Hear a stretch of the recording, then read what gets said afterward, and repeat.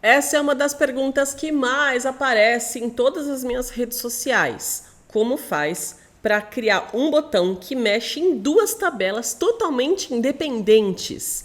A maioria das pessoas faz esse exercício usando datas, usando um mês. Vou trazer uma situação aqui que a gente troca tudo através de um nome. Ou seja, não é só para data, você pode usar isso aqui para qualquer coisa que tiver que relacionar duas tabelas. Mas, Karen, fala um pouco mais mastigado, fala em português. O que é relacionar uma tabela com a outra? Vamos para o exercício.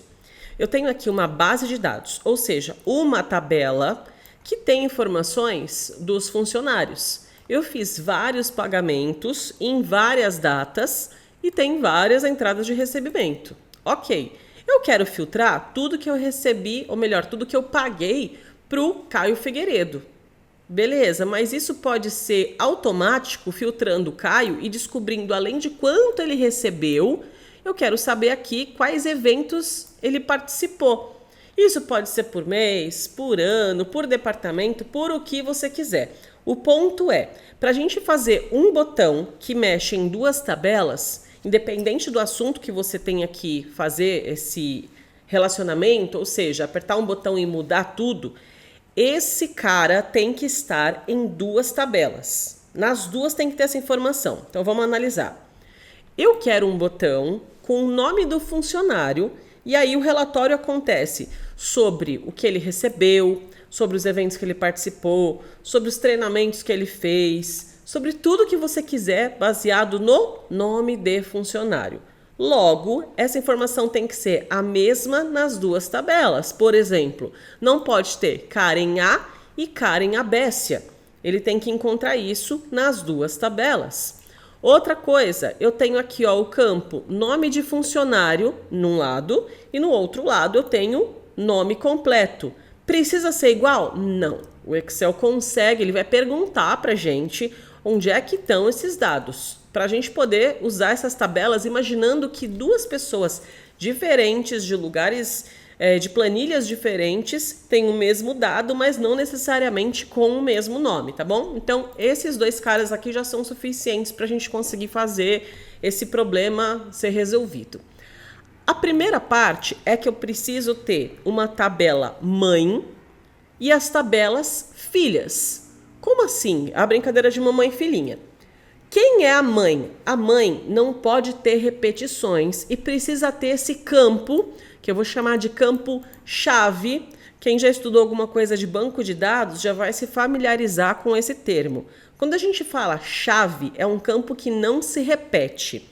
Mais detalhadamente, eu vou criar uma chave primária, tá? Tecnicamente falando. Então, eu preciso ter aqui o nome da pessoa em uma coluna, num lugar que não tem nada a ver nem com essa base, nem com essa base. Como é que eu vou descobrir isso em relatórios gigantescos que não foi eu que criei? Porque aqui eu que fiz. Então, você pode até falar, eu já sei os nomes. Mas o nosso exercício tem que ser automático. Vamos começar. Eu vou começar descobrindo quais são os valores que eu tenho aqui no nome de funcionário e no nome completo. Então, eu vou selecionar essa coluna, copiar, vou colocar aqui do lado, tipo um caderninho, ó, joguei aqui do lado.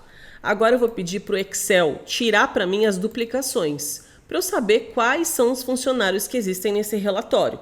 Esse relatório pode ter os nomes repetidos. Por exemplo, o Stefano Boldarini ganhou esse recebimento. Beleza, eu fiz outro recebimento aqui e outro aqui. Ou seja, o nome dele se repete algumas vezes no relatório, porque esse é um relatório filho, tá? Então, tudo bem. Vamos continuar. Quero descobrir aqui uma vez cada nome para ter um relatório mãe. Eu ia falar pai, mas vou puxar a sardinha aqui para mãe. Um relatório mãe que vai ter uma vez aquela tal da chave primária. Então, eu vou selecionar essa coluna, ou só dar um cliquezinho aqui, pedir dados, e à direita eu vou remover duplicadas. Beleza. Eu quero me basear na coluna J apenas. Como eu tinha digitado o nome aqui perto, o Excel já abraça tudo, mas eu não quero. Se você não colocou o nome, nem precisa. Essa coluna aqui, tá? Seus dados contêm cabeçalho? Sim. A palavra nome de funcionário, a frase nome de funcionário é meu cabeçalho. Só quero me basear nessa daqui, vou dar ok, ok de novo e acabou. O próprio Excel descobriu quais são os nomes dos meus funcionários. Beleza. Como diria Ana Maria, reserve essa informação. Agora eu vou fazer com o segundo relatório, porque pode ser que a pessoa não recebeu nada aqui, só que ela trabalhou num evento, faz parte da minha lista de funcionários.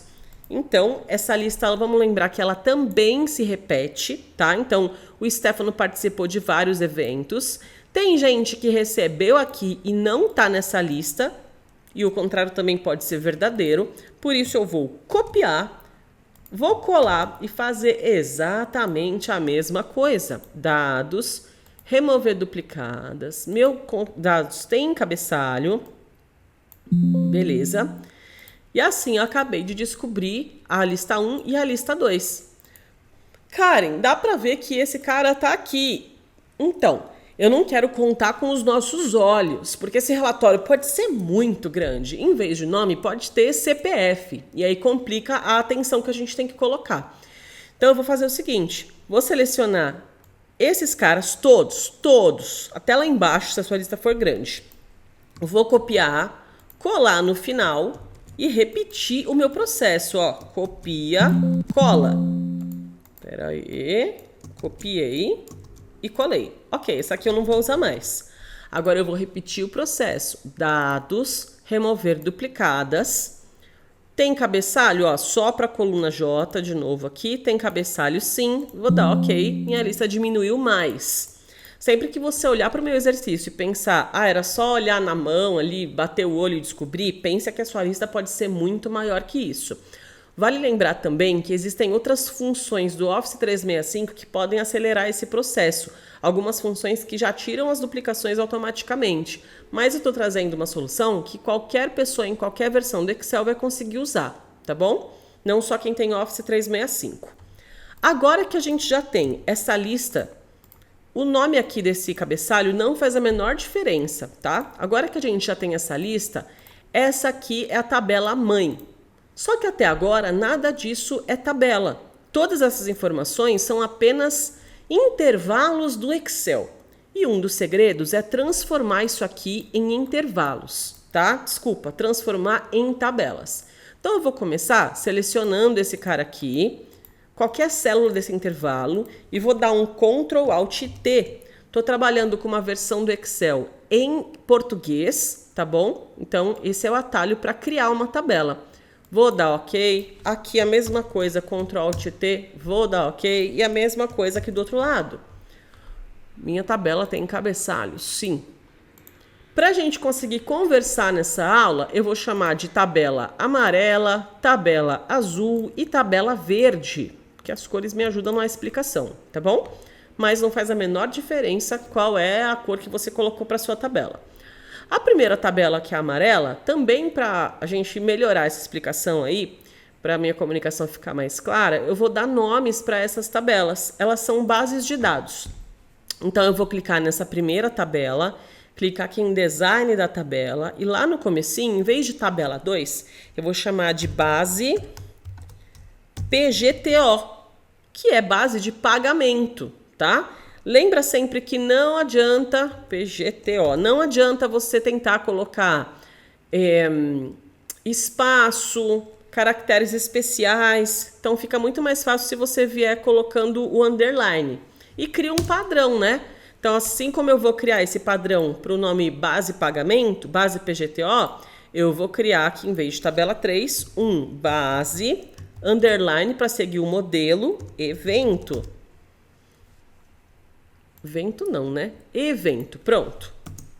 Do mesmo jeito, eu vou criar aqui base, underline, chave.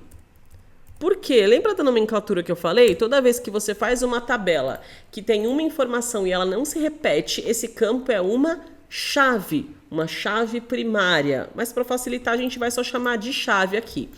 Não faz a menor diferença qual é a coluna que essa tabela tá. Por quê? Porque como ela se chama tabela agora para o Excel, e essa aqui se chama, por exemplo, base-chave, em qualquer lugar que eu tiver, se eu colocar 10 colunas aqui, o Excel pega essa tabela verde e vai andando base-chave, base-chave, base-chave e não vai falar que é na coluna I, ele muda automaticamente de lugar. Então essa é uma super vantagem pra gente, ok?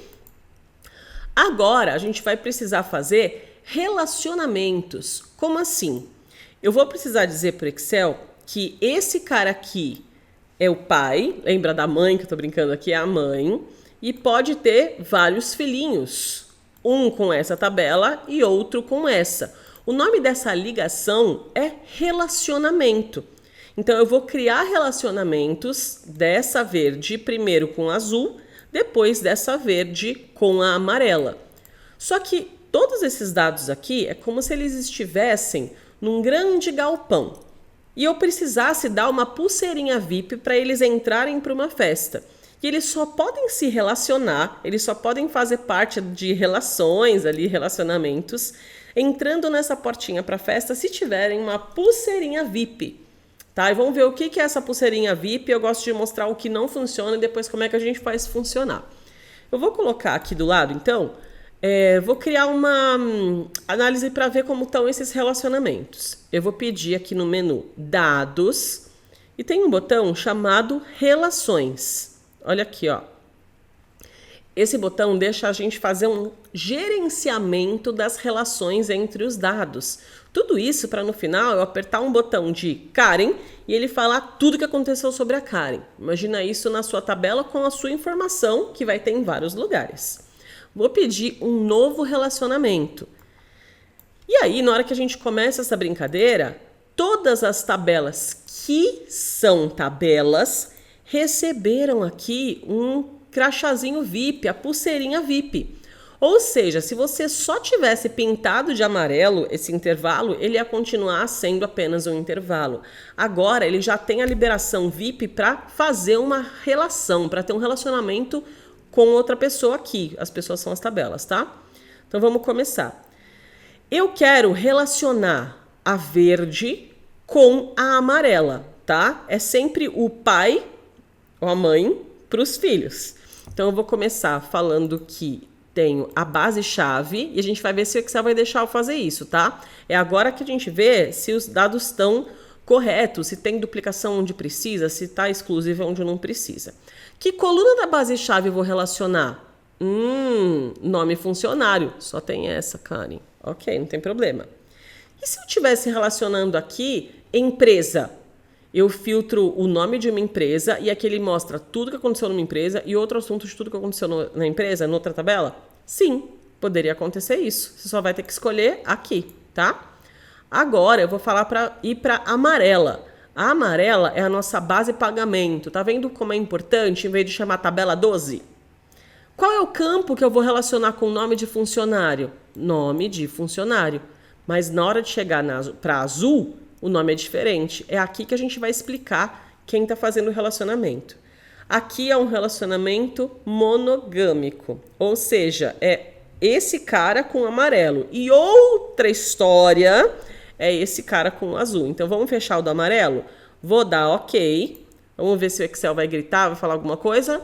Não. Por quê? Porque ele viu que aqui tem uma vez só cada um e aqui ele está repetido. Vamos criar agora um novo relacionamento. Novo. Vou pedir de novo a mesma tabela chave. Ó, essa tabela chave. Nome de funcionário, só que agora é com azul, que é de eventos. Vamos lá, base evento e nome completo. Tá vendo que não precisa ser o mesmo? Maravilha isso, né? Vou dar OK. E a partir de agora nós temos os relacionamentos necessários para os nossos botões funcionarem. Vou clicar aqui no fechar. Já coloquei todo mundo para dentro da festa com a pulseirinha VIP para eles conversarem. Eles já estão, tipo, um perto do outro. Agora que eu vou colocar a festa para acontecer. Quem vai fazer isso acontecer é a nossa tabela dinâmica. Oh, meu Deus! Agora eu vou mandar inserir uma tabela dinâmica e, além de pedir uma tabela de um intervalo de uma tabela, que é o que a gente já tem aqui, nós temos 3 tabelas que já viraram mais do que um intervalo, uma tabela. Eu posso escolher de fonte de dados externo ou do modelo de dados. Vou clicar aqui, ó, do modelo de dados.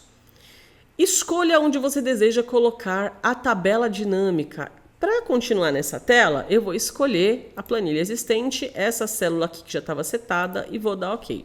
E agora a gente vai ver o que está funcionando e o que não está funcionando para essa festa acontecer.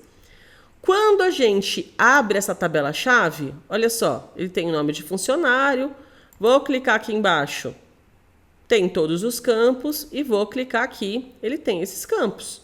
O que seria muito interessante? Eu mandar um botão, ver tudo que essa pessoa recebeu e quantos eventos ela fez. Por quê? Porque aqui eu tenho recebimentos e aqui eu tenho os eventos que ela participou, tá? Vamos ver o que vai acontecer.